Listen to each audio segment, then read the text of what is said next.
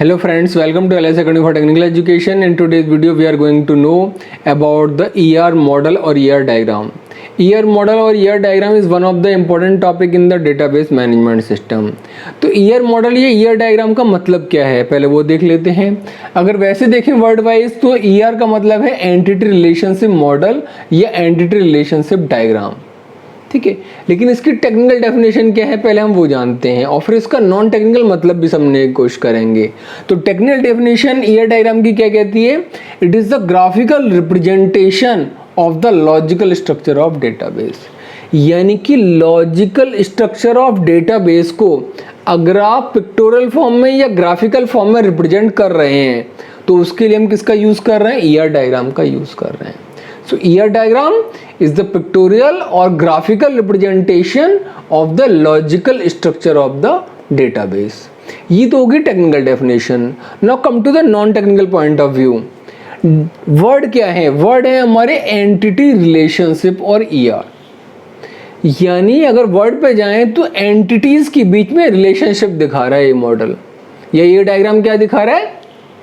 Entities के बीच में relationship.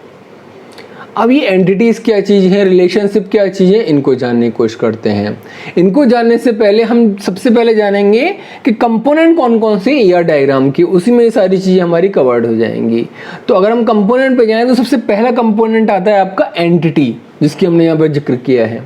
Entity क्या है? An entity can be a person. कोई भी पर्सन हो सकता है एंटिटी. ठीक है, जैसे मान लीजिए स्टूडेंट है, मैंने यहाँ पर लिखा हुआ पर्सन. पर्सन का मतलब it can be student, it can be employ, it can be patient, okay, it can be any other one. ठीक है, कोई भी पर्सन, चाहे वो पेशेंट हो, एम्प्लॉय हो, स्टूडेंट हो, डॉक्टर हो, टीचर हो, everyone will come under the category of entity because he और शी इज ए पर्सन. तो कोई भी पर्सन अगर आपको दे रखा है इसका मतलब वो एंटिटी है. दूसरी चीज़ क्या है? प्लेस, किसी जगह का नाम. ठीक है, वो आपका एंटिटी हो सकता है. जैसे स्टोर का नाम, किसी बिल्डिंग का नाम, किसी शहर का नाम. ठीक है, किसी कंट्री का नाम. वो क्या है? सारे आपके प्लेसेस हैं and they also represent the entity. तो प्लेस भी आपका किसको रिप्रेजेंट करता है? एंटिटी को रिप्रेजेंट करता है. तीसरी चीज़ कहलाती है ऑब्जेक्ट. ऑब्जेक्ट भी आइडेंटिटी है, ऑब्जेक्ट भी आपका एंटिटी है. ऑब्जेक्ट का मतलब क्या है? ऑब्जेक्ट का मतलब है कोई भी प्रोडक्ट, कोई भी मशीन, कोई भी व्हीकल, इस टाइप की जो भी चीज़ें हैं, everyone will come under the category of entity. ठीक है, जैसे कोई भी सामान है, कोई भी व्हीकल है, कार है, बस है, स्कूटर है. ठीक है, या कोई भी मशीन है, इलेक्ट्रिकल मशीन है, मैकेनिकल मशीन है, इलेक्ट्रॉनिक मशीन है, वो अपने आप में क्या है? वो अपने आप में एंटिटी है. जैसे मैं टीवी कहता हूँ, टीवी प्रोडक्ट में भी आ सकता है, टीवी मशीन में भी आ सकता है. ठीक है, जैसे मैं कोई भी कार लेता हूँ, कार अपने आप में व्हीकल कैटेगरी में आएगी, ट्रक व्हीकल कैटेगरी में आएगा. हर कोई चीज़ अपने आप में क्या है? एंटिटी है because they will come under the category of object. They are the objects. अगला है इवेंट. कोई भी इवेंट है वो अपने आप में एक एंटिटी है.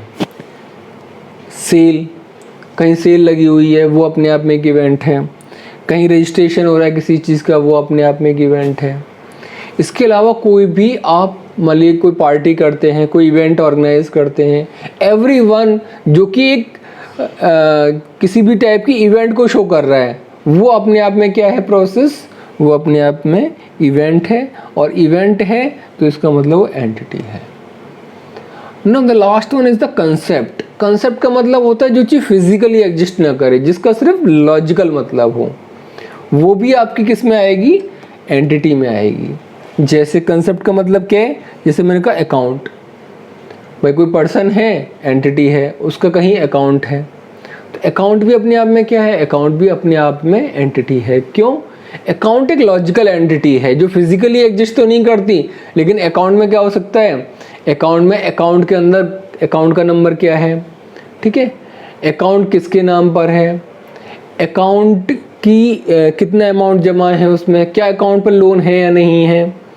ठीक है, वो सारी चीज़ें क्या आ जाएंगी? आपकी अकाउंट से रिलेटेड आ जाएंगी। इसका मतलब है कि अकाउंट अपने आप में बहुत सारी चीज़ों को इंक्लूड किए हुए हैं और वो फिजिकली एग्जिस्ट नहीं कर रहा है, it is only a logical entity.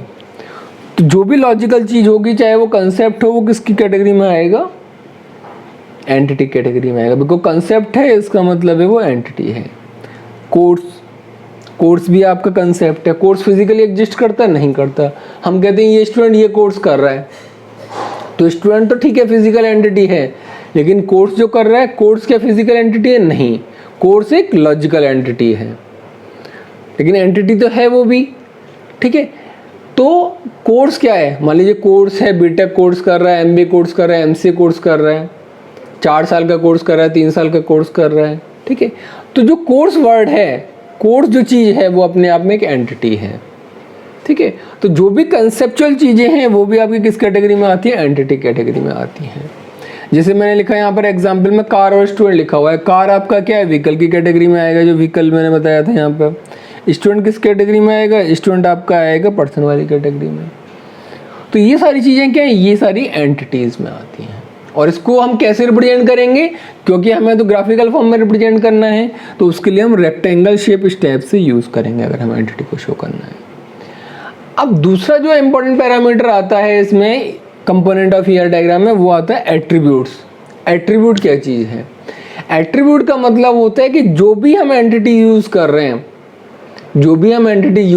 हैं, उनकी क्या क्या प्रॉपर्टीज़ हैं, क्या क्या उनकी कैरेक्टरिस्टिक्स हैं। जैसे मैंने कहा कार मेरी क्या है? कार मेरी एंटिटी है। अब कार की प्रॉपर्टीज़ क्या क्या हैं? भाई कार का एक रजिस्ट्रेशन नंबर होगा, ठीक है। कार किस डेट में रजिस्टर्ड हुई, ठीक है। कार का मैन्युफैक्चरिंग ईयर क्या है, ठीक है। कार किसके नाम पर है, ठीक है। कार का कलर क्या है। तो वो सारी चीज़ें क्या है? कार की प्रॉपर्टीज़ को दिखा रही हैं कि ये कार की ये प्रॉपर्टीज़ हैं, ठीक है। तो जो प्रॉपर्टीज़ हैं वो आपकी क्या कहलाती हैं? एट्रीब्यूट्स कहलाती हैं। तो एट्रीब्यूट का मतलब क्या? प्रॉपर्टीज़ या कैरेक्टरिस्टिक किसकी? एंटिटीज़ की। जैसे मैंने कहा स्टूडेंट तो अपने आप में एंटिटी है, मैंने पहले बताया, लेकिन स्टूडेंट की कैरेक्टरिस्टिक या प्रॉपर्टीज़ क्या होंगी? स्टूडेंट का रोल नंबर, स्टूडेंट का नेम, स्टूडेंट का एड्रेस, स्टूडेंट का मोबाइल नंबर, वो सारी क्या है? स्टूडेंट की प्रॉपर्टीज़ हैं, कैरेक्टरिस्टिक्स हैं, ठीक है। तो इसका मतलब एंटिटी होगी तो एंटिटी की प्रॉपर्टीज़ भी होंगी, यानी उसके एट्रीब्यूट भी होंगे। जैसे मैंने लिखा है इसमें एग्जाम्पल में, कलर ऑफ द कार का कलर किसकी प्रॉपर्टी होगी, किसका एट्रीब्यूट हो गया? कार एंटिटी का एट्रीब्यूट हो गया। Name of the student, name क्या है? नेम तो एट्रीब्यूट है, किस एंटिटी का? स्टूडेंट एंटिटी का, ठीक है। तो एट्रीब्यूट को हम रिप्रेजेंट कैसे करेंगे? भाई एंटिटी को तो रिप्रेजेंट हमने इससे कर दिया, लेकिन एट्रीब्यूट को किससे रिप्रेजेंट करेंगे? एट्रीब्यूट को हम रिप्रेजेंट करेंगे आपका ओवल शेप से। आप देखिए इस टाइप से ओवल शेप बनाएंगे तो हमारा एट्रीब्यूट रिप्रेजेंट आ जाएगा। अब थर्ड आता है जो हमने यहाँ पर ये अगला वर्ड यूज़ किया है कि हमारे पास एंटिटीज़ भी हैं, हमने उनकी प्रॉपर्टीज़ भी डिफाइन कर दी कि भाई ये एंटिटी की ये प्रॉपर्टी है, ये एंटिटी की ये प्रॉपर्टीज़ हैं। लेकिन जो हमारा बेसिक पर्पस है वो सॉल्व होगा जब हम इसका तीसरा कंपोनेंट पढ़ेंगे, जो कि क्रूशियल है। वो क्या है? रिलेशनशिप।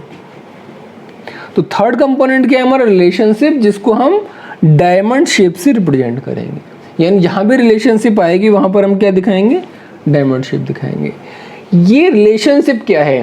रिलेशनशिप का मतलब है कि जो भी हम एंटिटीज़ यूज़ कर रहे हैं उनकी आपस में क्या रिलेशनशिप है।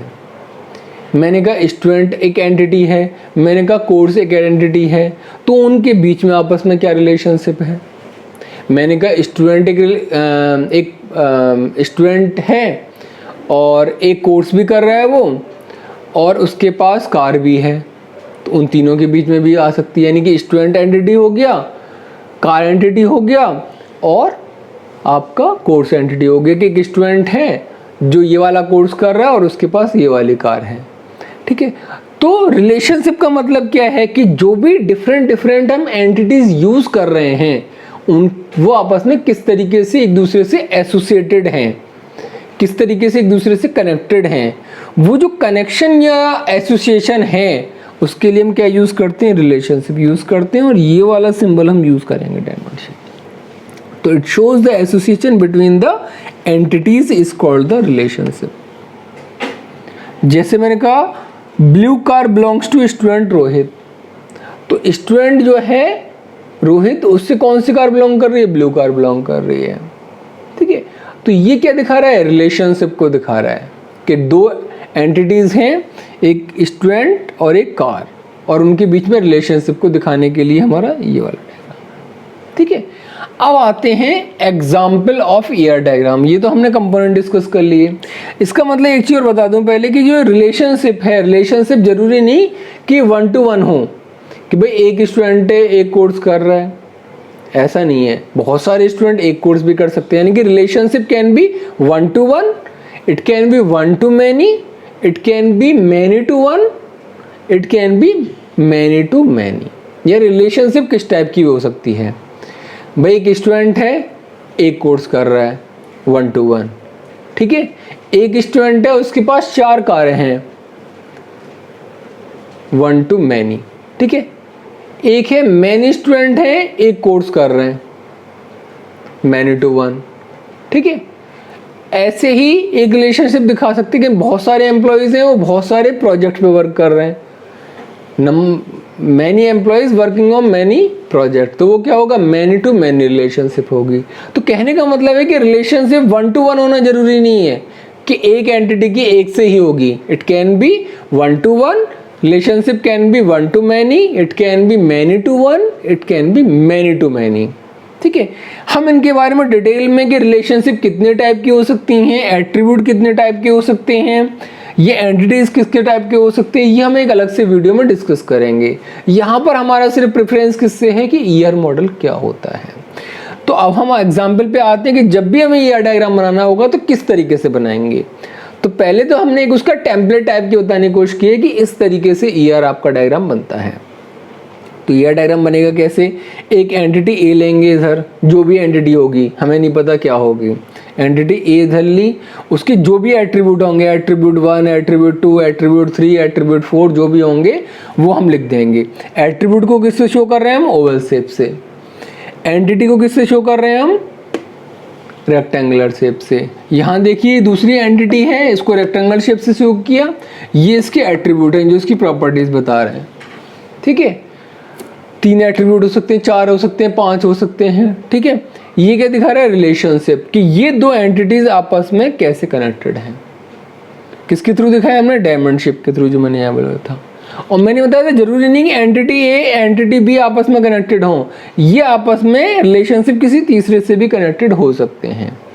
यानी दो एंटिटीज के अलावा और भी एंटिटीज हो सकती हैं जिनसे ये डायग्राम बन सकता है। तो ईआर डायग्राम में जरूरी नहीं कि 2 ही एंटिटीज हों, it can B 3 entities, 4 entities, 5 entities, लेकिन सब आपस में क्या होंगी, कनेक्टेड होंगी। ठीक है, तो उसकी जो हम अलग से एग्जाम्पल पढ़ेंगे प्रॉब्लम्स के numerical that are based on ER diagram, तो आपको बताएंगे when we will discuss numericals which are based on the ER diagram, तो हम बताएंगे उस समय कि इस तरीके से इसका ईआर डायग्राम बनेगा। लेकिन अभी हम एक सिंपल स्ट्रक्चर ले रहे हैं कि एक एंटिटी ली, दूसरी एंटिटी ली, दोनों के एट्रीब्यूट दिखाए और उनके बीच में आपस में रिलेशनशिप हमने दिखा दी। अब इसका एक एग्जांपल हमने दिखाने की कोशिश की, जैसे मैंने कहा एंटिटी ए की जगह मैंने लिए स्टूडेंट, तो स्टूडेंट एंटिटी ए हो गया, एट्रीब्यूट 1 एट्रीब्यूट 2 की तरह हो गया, क्या हो गया, स्टूडेंट का नेम है, रोल नंबर है, एड्रेस है, फ़ोन नंबर, ये उसके क्या हो गए, एट्रीब्यूट हो गए। ठीक है, एक दूसरी एंटिटी भी है कोर्स, हमने बताया था लॉजिकल एंटिटीज पॉसिबल हैं, उसके अब एट्रीब्यूट क्या है, course ID, course name, duration of the courses, ये किसकी हो गई एंटिटी एट्रीब्यूट्स, कोर्स के, कोर्स एंटिटी के एट्रीब्यूट हो गए। दोनों आपस में कैसे कनेक्टेड है, दोनों बीच में रिलेशनशिप क्या है, स्टूडेंट जॉइंस कोर्सेज, भाई स्टूडेंट ने कोर्स ज्वाइन किया। ठीक है, तो रिलेशनशिप को किस तरीके से दिखाया जाएगा, जॉइंस, कि जॉइन क्या दिखा रहा है, स्टूडेंट और कोर्स के बीच में रिलेशनशिप को शो कर रहा है। तो ये हमने एक बेसिक एग्जांपल देखा है ईआर डायग्राम का। एग्जाम में जब न्यूमेरिकल आता है तो या तो आपसे थ्योरेटिकल पूछेगा भाई ईआर डायग्राम क्या है, ईआर डायग्राम के कंपोनेंट्स क्या हैं, एक एग्जांपल देके समझाइए, या क्या दे सकता है कि आपको एक प्रॉब्लम दे देगा, एक पूरा स्ट्रक्चर दे देगा कि भाई एक स्टूडेंट है, वो ये कोर्स ज्वाइन कर रहा है, उसमें उसने ये सब्जेक्ट हैं, उन सब्जेक्ट के ये उसके मार्क्स आए, तो वो एक डिटेल टाइप का ईआर डायग्राम आपसे न्यूमेरिकल में पूछ सकता है। तो उसके लिए हम अलग से न्यूमेरिकल लेंगे और उसकी हेल्प से डिजाइन करने की कोशिश करेंगे किस तरीके से ईआर डायग्राम डिजाइन किए जाते हैं अगर न्यूमेरिकल प्रॉब्लम दे रखी होती है। यहाँ पर सिर्फ हमने बेसिक कंसेप्ट जानने की कोशिश की कि ईआर डायग्राम है क्या और किस तरीके से उसको रिप्रेजेंट किया जाता है। आई होप आप लोगों को क्लियर हुआ होगा। अगर कोई भी डाउट है तो आप कमेंट सेक्शन में पूछ सकते हैं। Thank you so much.